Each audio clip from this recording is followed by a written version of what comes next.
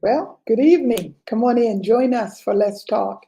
Listen, hit the share button, invite someone in, share this evening's topic. It's a very, very touchy subject, and you're going to want to listen intensely on what's being said. Listen, this has been something on my heart. Any of you that have known me, I've been dealing with deliverance, healing, mental health, emotional problems for years, over 30 years. I've been working with many people battling hurts, so many different things. And tonight we want to touch on it. We want to talk. We won't be able to cover all of it, but we're going to touch on some of it. Over the years, not only have I advocated for those struggling with mental health issues and emotional issues, but I've also sought counsel to be able to help others walk through many of the things that they face in life. I personally have walked through patches and have reached so many areas in my life where I've had to walk through deliverance, walk through healing myself. Mental health is an umbrella word that encompasses a broad topic. When you look at mental illness, you look at anxiety disorders, demonic oppression, fear. Many times we're not sure if what we're dealing with is something clinical, something spiritual, something generational, and just some emotional things. It's so much to cover, but in general, mental health has to do with a person's condition with regards to their psychological and emotional well being. It affects how we think, how we feel, and how we act. It helps determine how we handle stress and how we relate to others and make choices. Mental health has always been a public health crisis, but there has been a significant spike since 2020 with the effects of the worldwide pandemic. Emergency rooms have reported increase of girls ages 12 to 17 wanting to harm themselves. Cutting is on the rise. Many young people are cutting themselves. Many have suicidal thoughts. Many are feeling bullied and many are hurting emotionally. Suicidal thoughts attempts have increased 50% in girls, but only 4% in boys. Listen, one of the oldest things we can ever think about is every one of us have suffered something emotional. And sometimes in the church, in the beginning, everything was demonic. It was always a demon. It's as a demon. She's demon possessed. And that wasn't true. Just as though everything was not demon possessed, everything is not clinical. We can't medicate everyone. We can't keep giving kids medicine. We can't giving them pills. Sometimes it's spiritual. Sometimes it's generational. The Bible says this, to be anxious for nothing. He knows we get anxiety, but there's an anxiety disorder where it goes way past just being anxious, but then it goes into a whole nother realm. So he says that to us. And there's times we have to be okay with needing additional support. We need resources to help us get the victory in areas of our life. Calling on our faith, asking for help. Many times people suffer in silence and they do not ask for help. Sometimes they are embarrassed to say that I'm depressed. They are embarrassed to say I feel oppressed. They're embarrassed to say I'm battling with something. Over the years, I've battled with many people who can't sleep. In their sleep, they feel like someone is attacking them. I have a battle with mental anxieties where they're just so fearful they can't drive their car, they don't get on the parkway, they don't get on a plane. Fear grips them to the place that they freeze. I know even of someone driving on the parkway one time, and when the 18-wheeler came next to her, she stopped. Fear and anxiety. Many people suffer in silence. For example, if someone is struggling with mental issues and the only option is given to pray and believe God, many times they don't want to say anything because they know that it needs more than that. Sometimes it's clinical. Sometimes they need to see someone to talk. One of the things, too, that is important to understand, everyone needs somebody they can talk to, somebody you can vent to, somebody you can get the stuff out of you so it doesn't stay in you and become bitter and angry and frustrated. It's so important. What do they do when they have all of these feelings of inadequacy? I feel like I failed. I feel like I should be so further ahead. I'm just emotionally down. I can't get out the bed. I'm laying up under the bed in the middle of the day under the covers, and the windows are closed because I don't want to face my world. Far too often, when questions and feelings are expressed out loud, they are met with shake go. Why are you still holding on? Like if you could, you wouldn't. They may be told they lack faith. Sometimes they're not properly walking with God, and they have some persistent sin in their life. Remember what they said to Job when he was going through his test, is that he must have done something wrong. And while any of these responses could potentially be correct, they failed to address the possibility of, could it be just something mentally that I'm battling with? You remember what David said in Psalms 51. He said, listen, this is generational. In my mother's womb, I was conceived. I was born in sin, shaped in iniquity. David had done things that even surprised himself. But as a matter of fact, he realized he too needed deliverance. Psalms 51 is a psalm of deliverance when David had to come to the end of himself.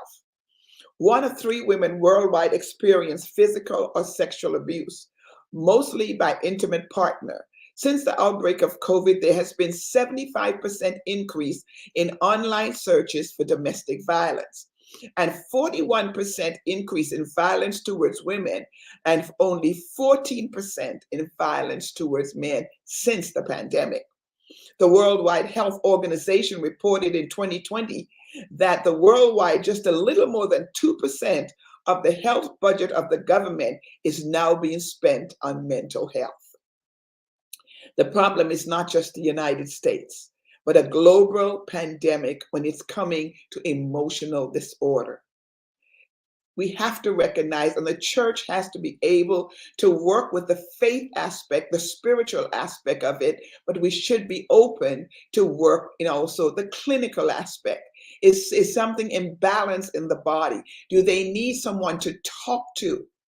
Many years ago, I started training in theotherapy, and understanding inner healing, understanding dealing with the inner man. It was so critical for me to understand when a child is raped, when a child is molested, even though they have grown up, they still behave like a child because they're dealing with that pain from that childhood that they never had the ability to address. Abandonment issues that cause them to not trust anymore. All of these are emotional issues, not necessarily mental issues or need to see a psychiatrist, but sometimes a counselor, a therapist is needed. Historically, when the church talks about mental health, we always seem to demonize it. Oh, they got the devil. If someone starts screaming in church, they got the devil. It could be an imbalance in their body. They could have forgot to take their medication, whatever it is. It's not always demonized, as also it's not always clinical. That's why it's so important for the church and the professionals in the clinical aspect of it should work together. One of the oldest times in the church, I would hear people say, oh, there she is. She's demon possessed. Sometimes it was true and sometimes it was not.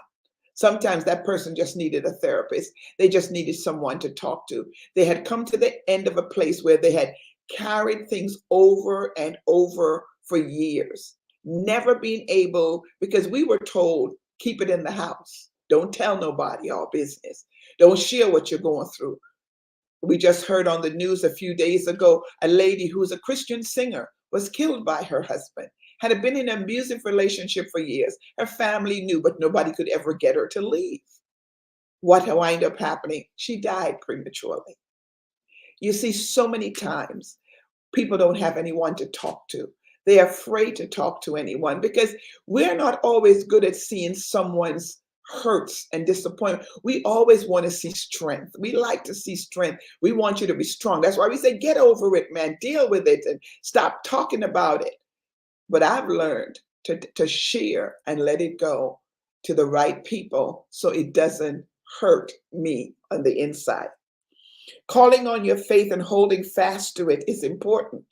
But you also have to remember, do not suffer in silence. Abuse, anxiety, stress, suicidal thoughts, The church must prepare properly to address these issues, whether it's clinical or is it spiritual. For example, we have to understand, even in marriages and in relationships, many times people are going through something, but they're afraid to tell anyone about it. I believe wholeheartedly in the power of prayer. Anyone that knows me know I pray about everything. I also have worked in deliverance for over 30 years. Deliverance is real.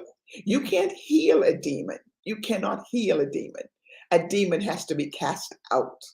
You've got to see that. A spirit of infirmity. You have to know the difference. I remember one time I was in a hospital. I went to see someone battling cancer. And I was standing in the hospital and I heard God say, it's a demonic stronghold. He said, cast out that spirit of infirmity. And when I said, the gentleman just gushed out this green stuff out of his mouth and sat up in the bed. That cancer came up out of his belly. And he's alive today because God gave us clear discernment on what we were battling with. In a few weeks, we have theotherapy coming back to Jubilee, something I studied for years, dealing with inner healing.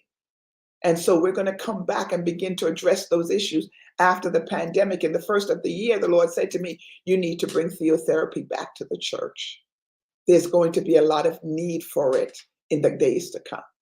And we're seeing it today. A lot of people are addressing mental issue, but they're not really qualified or prepared to deal with mental issues. I can be an advocate for it. I can talk about what I went through, but am I able to help someone get through their situation? It's good to tell your story. Someone needs to know you're an overcomer. But what we have to be clear about is making sure we have people that are qualified to address these subjects. So if you can join us, listen, Friday, May 13th and Saturday, May 14th for a theotherapy weekend, all you have to do is register. And I believe after tonight, you will get to the place where you need to find out, is it generational? Is it clinical? Is it demonic? What is it that I'm dealing with? And how can I go about addressing this subject? Well, tonight I have someone who's very qualified in this subject to help me address it. Now she's also worked in deliverance. She's also worked in theotherapy with me, and now she's on the clinical side of it, where she now deals with this on a regular basis. Would you help me welcome tonight Ingrid Fulton Edwards? She's coming to share with us a little bit on what God has been even showing her regarding this matter. Good evening, Minister Ingrid. Good evening, Apostle Connie. Thanks for having me. Yes, listen, tell us a little bit about you. Introduce yourself to our audience and let us know a little bit about what you do in this field.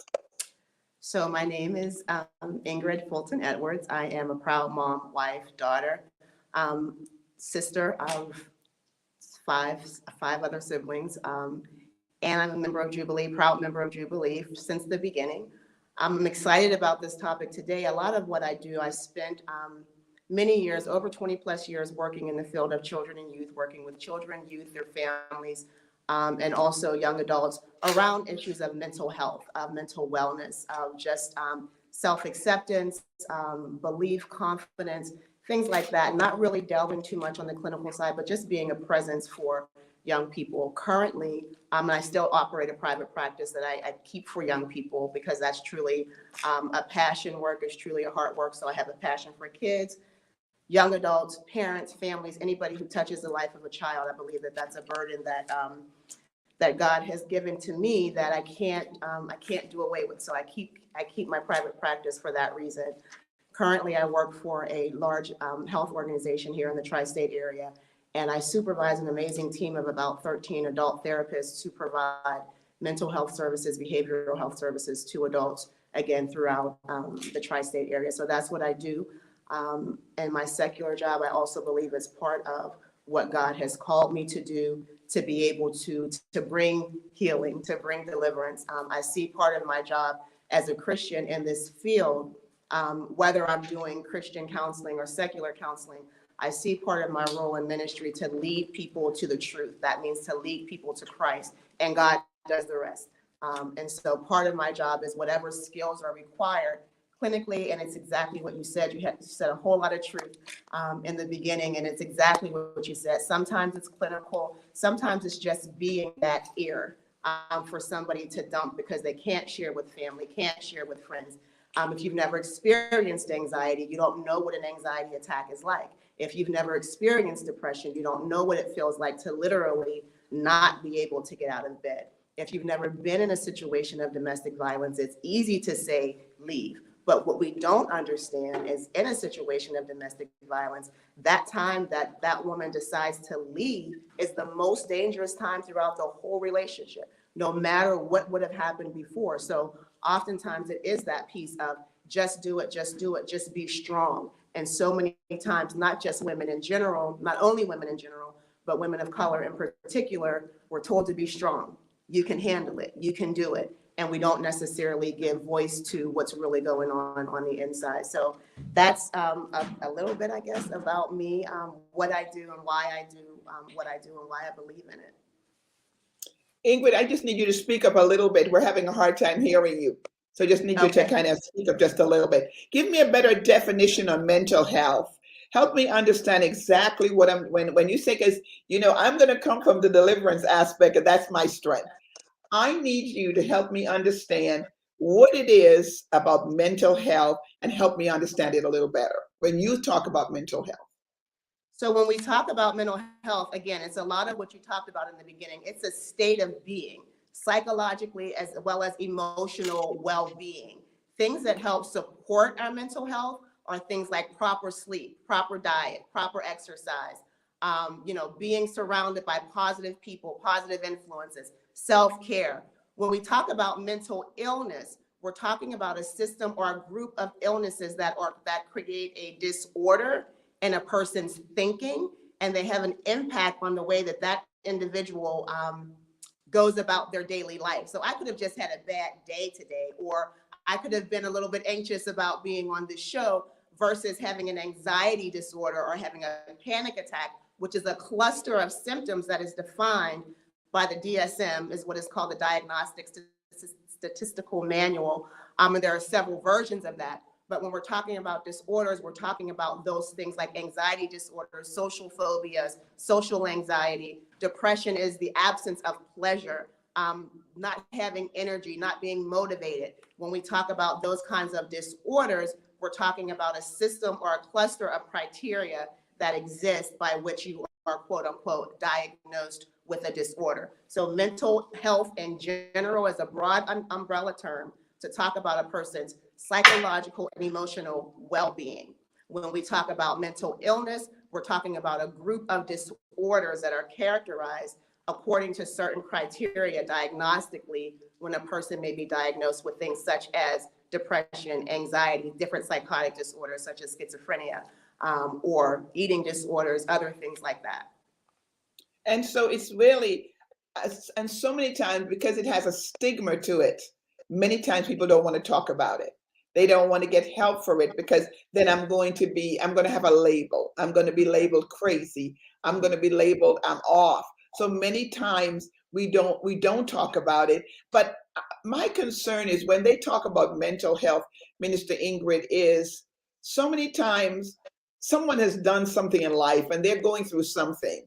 And all of a sudden it's mental health. And I don't see it as mental health. It could be, I made a mistake in my life. I've corrected the mistake and I've moved on. But if I keep rehearsing it over and over, I'm now making it a problem.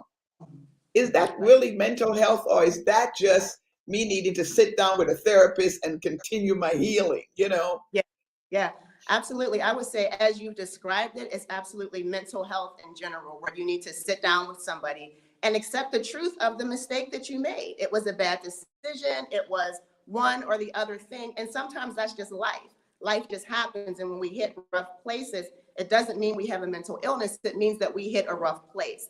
And we need to sit with somebody, whether that's a counselor, whether that's a good friend that you can trust to hold your secret, whether that's in prayer, in your prayer time, and say, God, listen, I did this. I admit this, and I'm struggling with this, and I'm stuck with this. And how do I get beyond this? And God will send people to you. Just like if you have a physical ailment, he'll send you to a specialist. He'll send you to a doctor. He'll send you to that friend that will encourage you to have that surgery or to go and see about this or go with you to a mammogram. God will lead you where you need to be. There are also times when an anxiety disorder may be present in your family, when there's something in the chemistry of our brains, as it were, that may be present where an incident triggers that thing that's been laying dormant. And there are times when, so I never say that there's a magic pill. Medication is not the answer. Medication can work in conjunction with therapy, can work in conjunction with continuing to seek your healing and continuing to seek after deliverance.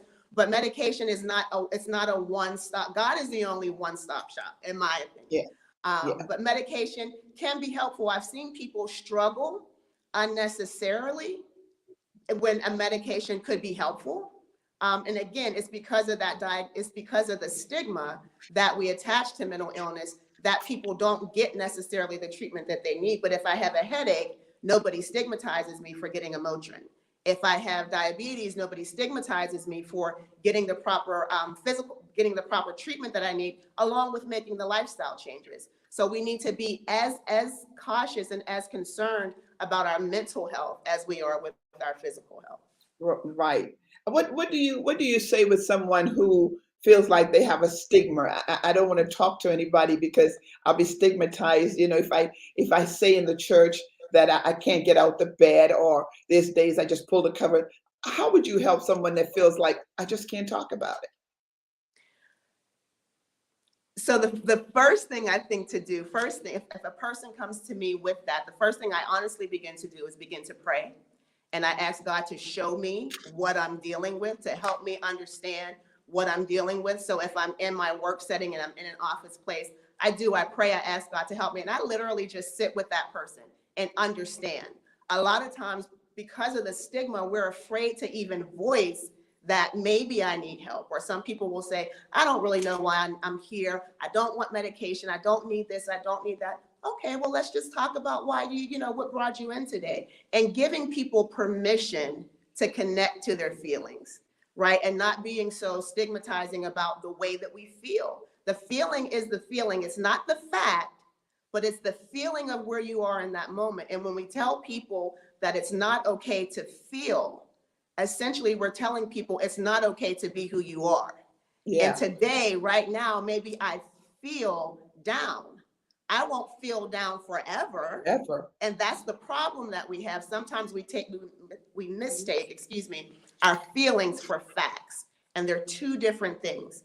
Feelings are temporary, and our feelings are often filtered through the lens of our lived experience. So whatever my experiences have taught me in life, like we talked about those generational things, how did I learn to deal with anger? What did I learn in terms of standards for how men should treat me, for how I should respond around men? What were some of those things I learned growing up? All of my emotions, all of my experiences in life begin to be filtered through that lens. So what can a therapist do? What can deliverance? It can clean out the lens. It can clean out the gunk so that you're able to see and hear clearly, and then be able to adjust your lifestyle accordingly. I was just telling someone, I think yesterday or 2 days ago, my sister, I was saying to her, what I find with myself, if I don't talk about it, if I don't release it, I wind up hurting. Sometimes I feel like I have a stomach cramp. I feel like I'm getting a headache. I feel like something, because it's worrying me, and I need to talk about it. Instead, I'm trying to hold it in. I think a lot of time people do that, and where they want to talk, but who do you trust to talk? And that's why having a therapist or a counselor, we shouldn't make people feel like you don't need to be talking to no counselor. We say that even in the church. When I say to them, I had marriage counseling, and when I say to them, I went to theotherapy for 2 years. I studied theotherapy. When I say to them, I had to deal with inner healing, I went through a divorce. So when you say that to some people, it looks like, what's wrong with you? But what they don't understand, if we keep that stuff inside, we're doing more damage to ourselves than venting or letting it go. It's just where you do it. Are you in agreement with that? I'm in 100% agreement with that. And something I used to do, and I've learned from you as well, as I have journals all over the place. So who can you trust in that moment? 4 o'clock in the morning, 2 o'clock in the afternoon. You can always trust God. He can Yeah. always hear it. He can always handle it. He's always going to be there. So sometimes, and this is a theotherapy dynamic as well. I had the benefit of being able to go through that process as well. Completely invaluable experience. But you can say, "Dear God." You can say, "Dear Ingrid," whoever you're angry with, whoever you're upset about, whoever you're worried about. You can literally write that name on the page and begin to talk, begin to write. Sometimes it's a paragraph, sometimes it's a book, sometimes it's a couple of verses, but it does exactly what you said. It gets it out of you. Because what happens with Absolutely. anxiety, what happens with depression and some of those kinds of disorders is they have a very physical presence in your body. People can become physically and literally sick because of the level of depression, because of the level of anxiety. There's a brain gut interaction that happens with anxiety that so many people who experience anxiety also experience physical symptoms like acid reflux or GERD, because there's a connection there. And so when I'm having these constant thoughts, when I'm rehearsing it over and over and over again, yeah, it's physically doing something to my body. So when you talk about just, is it one or the other? They all work together. They all work in conjunction, and you can't have one without the other. And it's almost like, kind of, again, in my job, it's like, okay, God, how do I get this person to a place of truth? Whether they're a Christian or whether they're not Christian, the Bible says the earth is the Lord's, the fullness thereof, the world and they that dwell therein. And at the end, every knee will bow. So mine is not to judge, but mine is to say, God, how can I get this person to a place of truth where they will begin to be hungry and seek more after you? Whether I'm standing in a pulpit or whether I'm sitting behind a desk in an office in Oakland, I'm still a Christian. I'm still God's daughter. I still have the mission that He's given to me. And wherever I am in life, it's my duty, it's my job, it's my responsibility to execute that mission. And so part of what I believe so strongly about therapy is that it can be a path to get you to that door of truth. And what I love about theotherapy is that it can take you from the cross and beyond. It can get you there. It can take you to the cross where you can leave your burdens, and it can take you to the other side. Where therapy is helpful is that it can help you maintain the tools to sustain your deliverance. It can help you maintain the tools to sustain your mental health. Because once you've done all of that, I've seen you work in deliverance. I've been a part of that. Once you do all of that, it's like, what? It's a new lease on life. But then it's like, how do I maintain it? Yeah. It's almost like a person who's been addicted to a drug and they've gotten clean and sober. If they go back to that drug, 9 times out of 10, it's an automatic overdose and they're done. Right. So it's the same almost, with like deliverance. And when God has delivered you from something, if you turn around and go back to it, Bible tells you what happens. So how do we get the skills? And this is where the church comes in, and where that marriage of therapy and the church can be so phenomenally impactful, is that once we get that healing, once we get that deliverance, we can partner with people to say, we have the ability to help you maintain this. Because as wonderful as you are, and I know it's almost like I think you pray constantly, I know you need rest too. So at 4 o'clock in the morning, when somebody is going through, we shouldn't be reaching for our phone to call Apostle Connie. We shouldn't be waiting to get on the prayer line. Those things are helpful, but we need to know how to do this for ourselves. And we can't God didn't place you in our lives to become dependent on you. He placed you in our lives to be a bridge, to be a gateway to the cross, to the truth, so that He can deliver, He can set free. And then again, where that marriage comes perfectly is that we can then help people get rid of the stigma and maintain the tools to sustain the work that's been done. And that's it. Theotherapy is a tool. Deliverance is a tool. I still write my letters to God today. I still tell people, instead of venting on someone, you get a paper and you write, "Dear God," and you put all those emotions regarding what you're going through on that paper. You'll be surprised when you get to the end of it, the tears that start flowing, the cleansing that takes place, because instead of me venting, and that needs to happen. You have a daughter and a mother that is not getting along. She's come to that age where she feels she can say anything. We need to begin to put tools in her hand and say, "Listen, you can't talk to mom like that because you're going to get knocked out. What you need to do is get a pen and a paper and you tell God everything that frustrates you. Or what I did to my children, like we learn in theotherapy, Yeah. I say, get a picture, put it on a pillow, and get a plastic bat and go to town. Yeah. Let it go. Let it Yeah. go. Don't go to school and bully nobody. Don't go to school. Come home and put that thing in your Yeah. room. Put it on a pillow, let it out. I Yeah. think a lot of times, Minister Ingrid, people don't have the tools. Yeah. So when I they don't have the tools they need to handle what's going on in their life, they internalize it. They can't get out the bed, because the Bible said to be anxious for nothing. So God knows we're going to have anxiety, but that anxiety and anxiety disorder is yeah. not the same thing. Right. When you see anxiety disorder, Ingrid, compared to what the Bible says to be anxious for nothing, what are we looking at? There's a big difference. There is a difference, and I think part of it is, number one, is again just accepting the truth that this is something that I'm wrestling with. God, this anxiety in me, it's impacting my life. It's impacting my functioning. I have my heart beats out of my chest. I feel like I'm going to explode.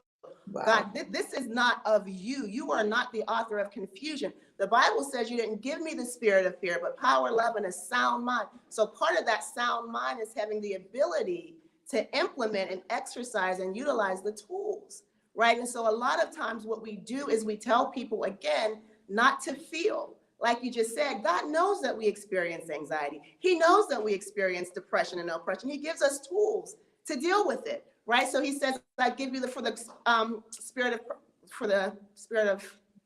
give you the Heaviness. garment of heaviness. Yeah. Thank you. Give us The the garment garment of of praise for the spirit Give of you the garment of heaviness. praise for the spirit of heaviness. Thank you. And so sometimes we think about in terms of depression, I am so depressed. How can I praise?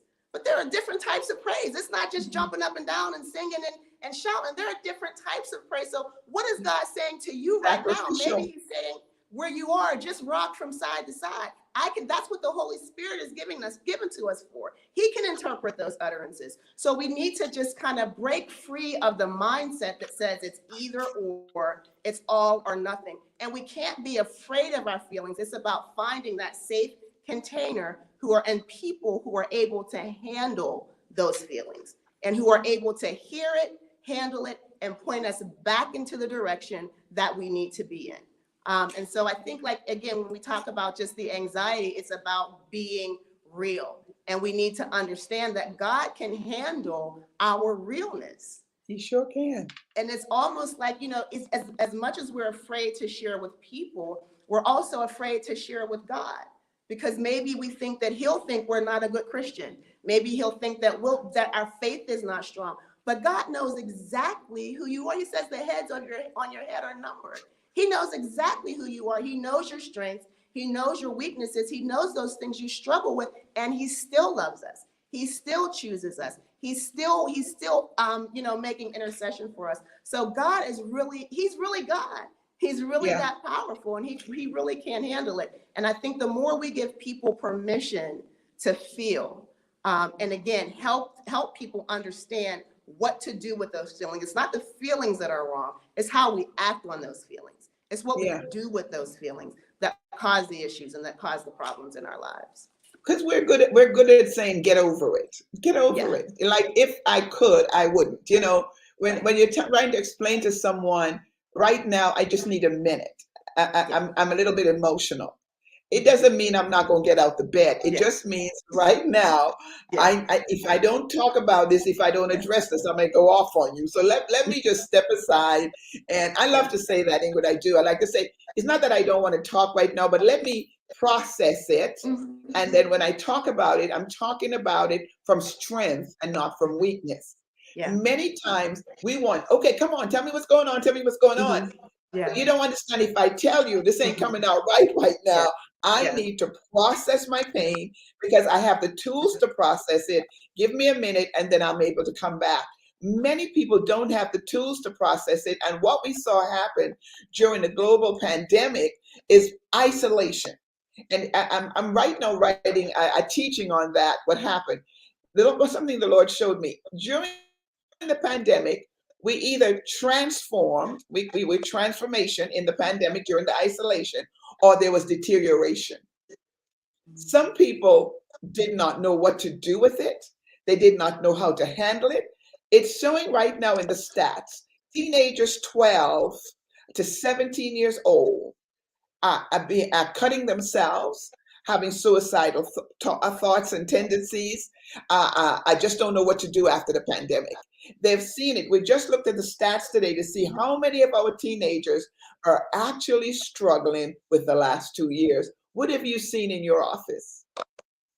That a lot of people are struggling. And I think at the beginning of the pandemic, people were holding it together. We were being strong. I can do this. I can get through it. And as time wore on and on and on, still, those people, particularly for kids, what do we know that helps kids thrive? When you have that one trusted adult, when you're coming into that school building, when you're going into that lunchroom, that lunch person, that teacher is saying, hey, Ingrid, how you doing? How's your day? Stay out of trouble. Corey, don't do, how was your weekend? Somebody's saying that to you. There's that physical connection. For 2 years, we didn't have that. Remember, kids are not little adults. They're children. Their brains aren't fully formed. They're working through processes of how to rationalize, how to make sense of the world. Your brain doesn't even fully develop as an adult until your 30s. So we're talking about little kids. We're talking about the ages that you said, and we're asking them to be adults and just deal with it and get over it when that contact that they've had, they've been isolated from. So it's like, now I have to learn to deal in the isolation. So I don't know how to relate anymore. Do you still know me? Do you still remember me? Do you still know? Are you still the same? We don't know how to deal with that anymore. And so now we're getting kids back into school where we had the masks on, and that was important for health reasons, but it also was another layer of separation. And also what happened is that things like depression, things that like anxiety came more to the forefront because I wasn't busy. I wasn't talking to my friends. I wasn't talking to the teachers. I didn't have anybody to talk to. Mom or dad was still going to work, or they were just as anxious as I was, and everybody was holding it in, kind of holding their breath, and we medicated kids. And so what we need to understand, even antidepressants, even though sometimes they're necessary and sometimes they're okay, but they also come with the risk of suicidal thinking and also suicide attempts. So we can't just medicate. We need to watch. We need to watch as well as pray. We need to be aware of what's happening around us. And I think what happened in the pandemic is that awareness of the adult to the child lapsed. And so what mom wasn't doing at home, or grandma or dad or whomever, I wasn't getting that positive affirmation from. I was getting it in school. But when the school doors closed and when the churches closed, nobody was giving, and it's not just about the Zoom meetings and things like that, but nobody was giving me that physical handshake, that physical kind of side hug that says you cannot mistake the absence of physical touch. It's important. It's important. It's in all the literature, all the studies. You put a baby in a room and never touch it, it's gonna die. So you had 2 years of stressed, extreme, forced isolation. Though it may have been necessary from a public health perspective, we didn't really talk about it. We didn't really tell people, like, okay, let's hear how you feel about this isolation. Let's hear how, let's connect. And we didn't really do that. And so kids were left to social media. There was not, even though social media was present before the pandemic, you got a break for school. You didn't get the break because you were on that social media 24 hours, 7. And just like adults rehearse, kids rehearse the bullying. They rehearse the negative words that kids said. They rehearse what's up on screen chat, on Snapchat. They rehearse what we're watching in all of these reality TV shows, people living their life out loud and thinking that we've become so desensitized to violence. Can you imagine what it takes for a person to take another person's life? Mm-hmm. That's the amount of desensitization that requires is almost unfathomable to me. So when we have that level of desensitization to violence, where we are taking people out left and right. Don't even blink. And we so don't even blink. Exactly, where are the people, where are the youth workers, where are the YWCA people that were in isolation, just like these kids are coming out in force? We need to come out in force and say, we haven't gone anywhere. We're still here. I still care about you. I'm still concerned about you. And I think it's going to take a minute for for things to catch up, right? For things to catch back up. I don't know if necessarily to normal or what that new normal people are talking about looks like, but you cannot replace physical interaction. You cannot replace physical touch. And our kids need that. They need somebody to say, Ingrid, it's going to be okay. you can do it. So if I've sat for 2 years and rehearsed this bullying, and I come back and you're still doing the same stuff, and in these 2 years I've learned some of the wrong tools of how to handle myself, yeah, I'm coming back. And I'm Yeah, coming and back to somebody make just sure. asked about that. How do we get the tools? Well, that's why we do the classes. That's why we do theotherapy. That's where we give you the tools, because journaling is a tool, prayer is a tool, understanding therapy is a tool, having someone to talk to, getting counseling. Learning all of these things are important in this time. It's not just one thing that's going to make it right. It all, like you said, it's a series of things that gets a young man or a young woman to a place where I can shoot someone and don't blink because I have rehearsed it, I have dealt with stuff, and now I've hardened my heart. And if you study Psalms 51, you see when David said, talks about God creating me a clean heart, because he realized when he killed a man, what brought him to that place. And we have a generation, I was just saying to one of the other pastors in a meeting the other day, one of the things that us as leaders have to do is sit with our mayor of the city and say, we've got to have counseling centers. We need places now where not where we're going to send them into a psychiatric ward, medicate them, but where can they go to talk? What happened to the Boys and Girls Club? Where is the why? Where they are not just coming to play ball, but where they can come and talk and deal with the issues that they're having. What should parents look for with their children when they see them before they're cutting themselves, before they have to actually take them into a cycle? What should parents look for? So the first thing that I want to say, and I don't know what this will sound like, but I'm going to say it anyway. You got to know your child. You got to know their habits. You have to know their behaviors. You have to know what happiness looks like. You have to know what sadness looks like. And when you see something that's off, sometimes, so in my generation, I guess I hear a lot about, in the church, we talk about a grandmother's prayer or a mother's prayer, and all of those things. And I almost feel like this new generation, we're still riding on those prayers of grandmothers. We're still riding on those prayers. And those are okay. Those things are foundational. But as parents, we need to pray. We need to be the new generation of prayers that pray for our children, that so when your daughter, when your son comes home upset, you have the time. You have to find the time. If it's 3 minutes, if it's 5 minutes, if they say, Mom, Dad, whomever, I don't want to talk, you say to them, I'm here. I see something, I see something that's different. Are you sure your day was okay? I just want to let you know I'm here. And then you pray. God will show you what's going on with your child. He'll show you who to go to. He'll show you where to go. So what do we need to do? I think I forgot the question, but what do we need to do as parents? The first thing we have to do is take some time to know our children, and not just about my child would never do that. They might be so depressed. They might be so distressed. Take the phone occasionally and see, as long as I'm paying the bill, that phone belongs to me. I respect privacy. I'll give you a little bit of privacy, but every now and then, every once in a while, I want to see who you're talking to. I want to see what that Snapchat is. Not because I don't trust you, but I don't trust the world. This world has nothing for you. So as a parent, it's part of my responsibility to stand proxy and to stand in the gap for the things that you yet don't understand or you yet don't know. And so that's important. So when you see a change in behavior, a change in attitude, a change in dress, a change in friends, inquire about it.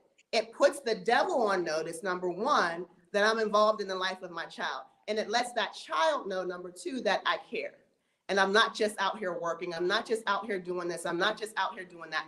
You are important to me. I see you. I hear you. Most of the times when we talk about mental health, people want to know that they're seen, that they're heard, and that they're understood. That's a fundamental desire in any person, and it exists in our children as well. So when we see these things happening, change in behavior, change in attitude, style of dress, friendships, social routines, maybe cheerleading, I don't want to cheerlead anymore, football, I don't want to do this anymore. When you notice those changes, inquire about them. Let kids know and observe what's happening. If your child dresses a certain way, all of a sudden they're wearing long sleeve shirts, all of a sudden it's jeans all the time. What's going on? All of a sudden the hair is long and it's covering the neck. What are some common places that kids cut? And here's the thing again, it sounds weird to say, but don't freak out about it. If they're cutting, help me understand what's happening. You got to put yourself in a position to listen and to hear. And God is able to give you that super parent strength where you can hear it. And then you can begin to act and respond. So if you have a child that's cutting, oftentimes it's not necessarily to kill themselves. It's not necessarily a suicide attempt. There's so much emotion, rage, feeling that they've become numb to it. And the act of cutting is a release to feel. And so it's not a healthy one. It's not a proper one. It's not one that we want to endorse, but there's a reason why it happens. And universally, that's the reason. It can be individual to individuals, but universally, that's the reason. So you have to hear it. Don't push them back and say, why are you doing? Are you crazy? Help me understand. Let's get to the place where we need to get the support to help you find alternative behaviors, alternative ways, healthy ways to deal and to cope with the stress. Listen, what advice would you give someone who's suffering in silence, though, Ingrid? Okay, I am going through something and I don't know who to talk to. What advice would you say to that teenager that after the pandemic, they've gone through so many emotional things. They don't want to talk to their mom. Their mom might just spin out. Their dad may not be there. What would you tell them? If you can't talk to mom, if you can't talk to dad, find out, understand who the trusted adults are in your life. If that's in school, who's the counselor, who's the teacher, who's the friend? We know our friend group. Some friends are going to be rah, rah, rah, let's go for whatever. And some friends are going to be the ones that tell you, no, Ingrid, that's not right. Come on, let's go talk to the counselor together. So who's your school counselor? Who are your church leaders? Who are your ministers in the church? Who are those friendly faces, adults in the church that have maybe a background, maybe no background in dealing with kids or mental health period, but their face is friendly. And you say hi to them. Or you say, can I talk to you? But in school buildings, who's your counselor? Who's your teacher? Who's that friend? And most kids will know who that friend is, that if I tell this friend this, they're going to help me get to the support that I need. In your church buildings, in your neighborhoods, who are those trusted adults? We call them trusted adults. Who are those folks that you can go to and say, if I tell this to my mom, that she might spin out, but I need to be able to deal with this. Can you help me deal with this? So for kids, I would say you gotta take that step. You gotta trust, and you will find the person that will take your hand and lead you. I can't say that you won't tell your story more than once, but I can guarantee you that God will send you somebody that will take your hand and that will lead you to the next step, so that you don't have to be in this place of isolation again. In my book on the construction, I have a book entitled On the Construction. It's a deliverance book. And I show people how to look for generational problems. Sometimes in families, we have actual generational, and we need to know it's not just even spiritual. When you go to the doctor normally does an assessment sheet. And he asks you, is there anybody in your family that has cancer? Anybody has high blood pressure? What is he looking for? He's looking for that thread that runs through your bloodline. It's the same thing spiritually. If you have a mother who was anxious and stressed out, and you see certain things, I say this, whatever walks in the mother runs in the daughter. That's my saying. Whatever walks in the son, whatever walks in the father runs in the son. Because there are generational threads where I have it's a tree, and I'm going to have them, it's later on, show the book, but there's a tree, and in the tree, you get to look at how many things in your families, in your mother and in your father, and then it winds up being a stronghold in your life. You're wondering where this thing came from, but nobody talks about it in your family. Nobody wants to talk about Auntie May that was a little crazy. Nobody wants to talk about this one. We don't. We tell everybody, it's a secret. But Ingrid, what I know is if we don't address issues, they become major problems. And we do have generational. Sometimes you see a child that has a homosexual tendency or a lesbian tendency, and we want to take their heads off. When the truth is, so did Uncle so and so and Auntie so and so. There's more out there, but we won't touch it.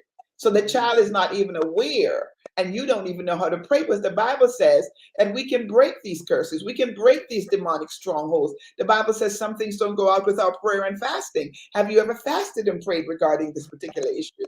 And so I think a lot of times, Minister Ingrid, is that we don't know how to help our children understand and be open to tell them what's happening in our family. Many parents will never tell their daughter, I was this or I was that.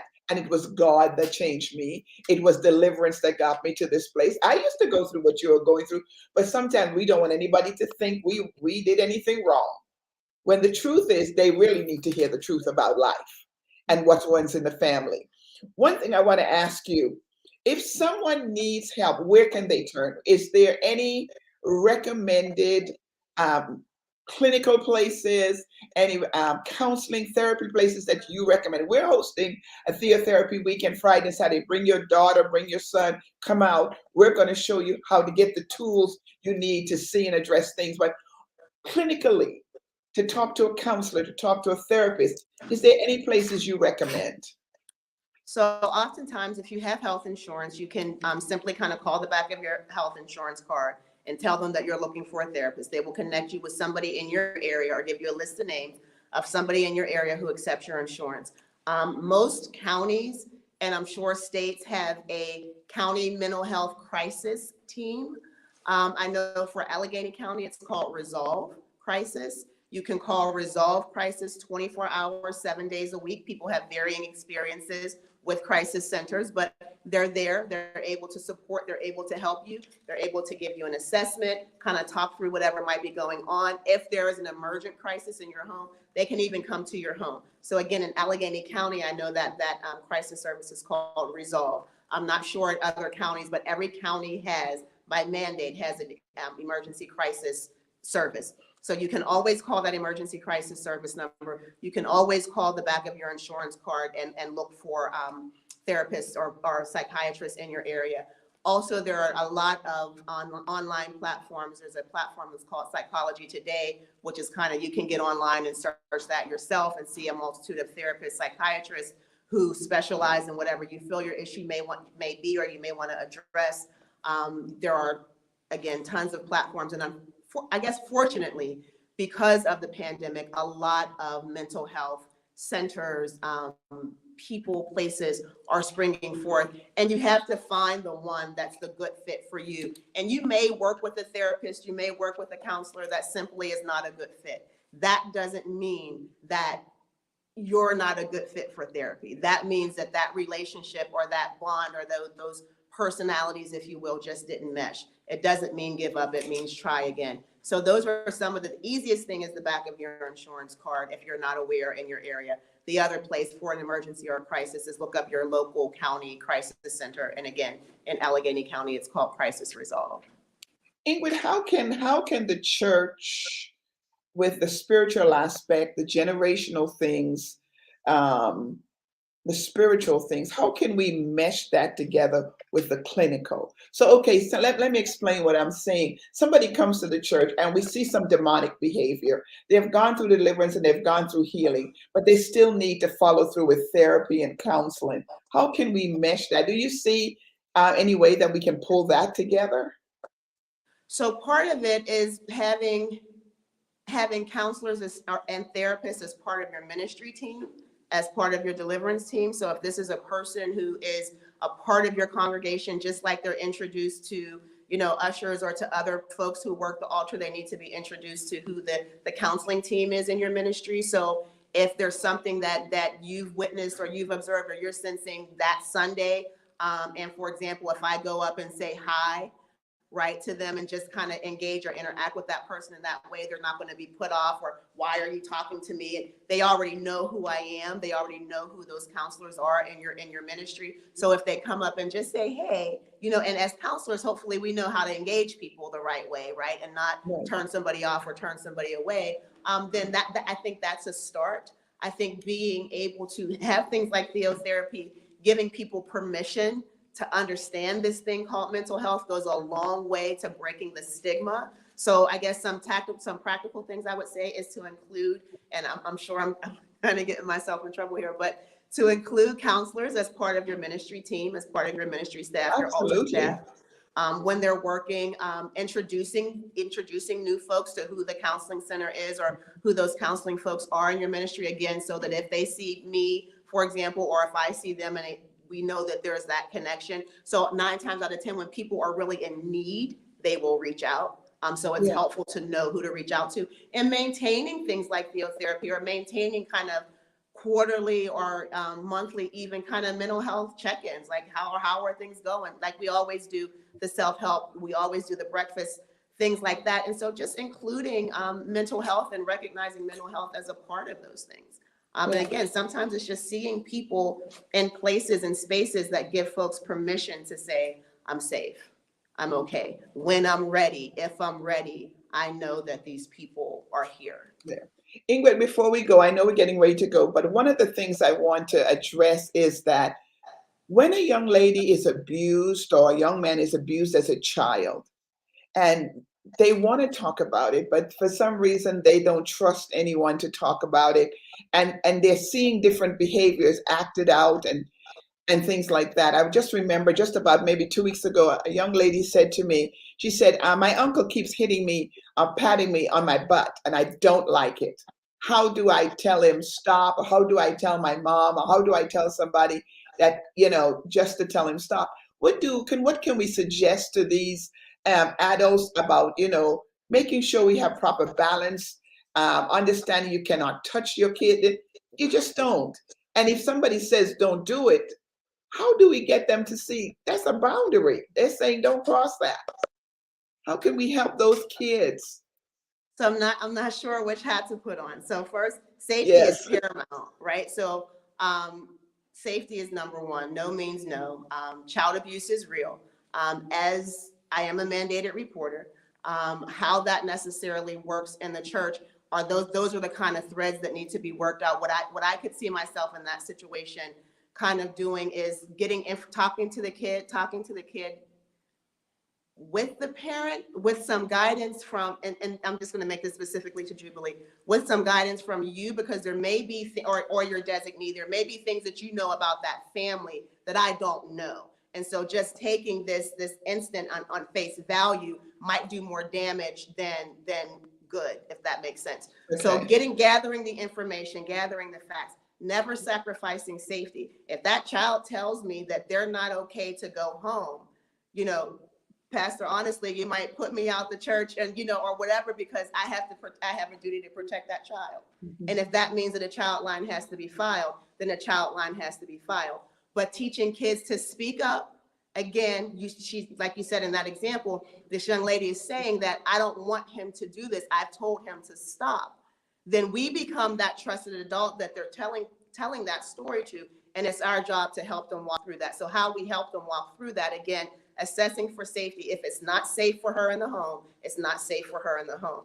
The other piece is gathering information about that family, about the parents, if they're known to the ministry.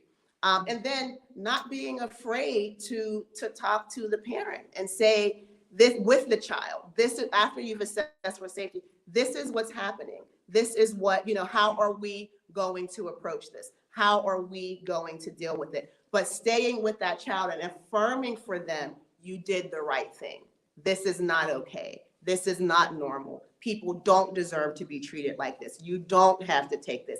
The road may be scary, but I'm here to walk with you through it. And if you say that, then you've got to be there to walk with them through it. But we have to be the people. We have to stand in the gap to talk to the parent and say, this is what I'm aware of. How can I help you turn this around? What do we need to do differently in this situation? And the parents are not always going to be happy. They're not always going to be pleased. I had a parent who was literally getting ready to beat her child down in front of me. And I literally had to stand in between the parent and the child and say, you can't do that here. And everything in my spirit is like, Holy Spirit, help me, don't let this woman. But that's what you have to do. In that situation, that's what I had to do. Literally put myself in between the child and the parent and say, you can't do that here. And so it took some time to continue to work it out. But so there's a safety piece that says safety first. People don't deserve to be hurt. People don't deserve to be touched inappropriately. People should be comfortable in their homes. Things like that. So if that is a safety issue, then the slice of the pie is very clear for me. Safety needs to be dealt with. Absent of that, being bold enough, having the boldness of the Holy Spirit really to talk to the parent and say, we have a problem. How can I help you work through this? And meaning that sincerely, and meaning sincerely to work with the parent to help them through whatever might be going on. And it might not, I mean, I'm sure we know people who child says, you know, this person touched me inappropriately. Parent chooses the partner over the child. That So leaves many that child times, yeah. devastated. Wow. Well, we've got to go. My goodness, the time is up already. I knew that was going to happen before we could get to everything, but the time is up already. We have to go. We know it's a very touchy subject. Thank you, Minister Ingrid, for being with us tonight. I so appreciate it. But here's what we're going to do. We're going to do theotherapy, and then we're going to open up some counseling centers. We need to get help to these families. I said, I know Ingrid's going to say, I knew I was going to get in trouble tonight, but we're going to work on that because we've got to get to the bottom of it. Thank you so much. Well, thank you. It's such a vast topic to cover: mental illness, deliverance, healing, inner healing. But listen, we have theotherapy coming up. They're going to put the flyer up for you. I hope there it is. That's going to be on May 13th, Friday night. Come from inner healing. God heals. We're going to address inner healing. We're going to address the fact that if I was abused as a child, where's that pain? If I'm in a marital situation and I'm constantly being hurt, if I've come out of a divorce, where did I put the scars of the divorce? Where's the generational curses? We're going to help you this weekend. Find those areas, address them, and leave them there. And then give you tools to go back home and deal with it. Understand, I have tools now. I know how to address this. That's important. And the next thing, I do have a book. We're going to have some here that weekend, and it's entitled On the Construction, and it will show you the different tools that you need in order to get deliverance. It's to show you how to look into your family for generational things. It's a critical book to have in your hand, because it will actually show you what's in your mother, what's in your father, now what is running in you and in your children. It becomes a stronghold. Just like when you go to the doctor and the doctor says, is there diabetes in your family? Is there high blood pressure in you? He's looking for a thread. And it's the same way with spiritual and mental and emotional things. We're looking for that thread to begin to break the generational curse, break the generational demonic strongholds in your family, so you can have a productive and healthy life emotionally. So you don't live all of your life in just emotional, everything can't function, but then you'll have the strength to live the way God wants you to live. Thank you so much for joining us. I know we couldn't cover all of it, but if you come on May 17th, you come that weekend, we'll have more time to show you how to address these issues and give you tools to work with in going forward, especially after this pandemic. Thank you so much for joining us tonight. God bless you. Have a good evening.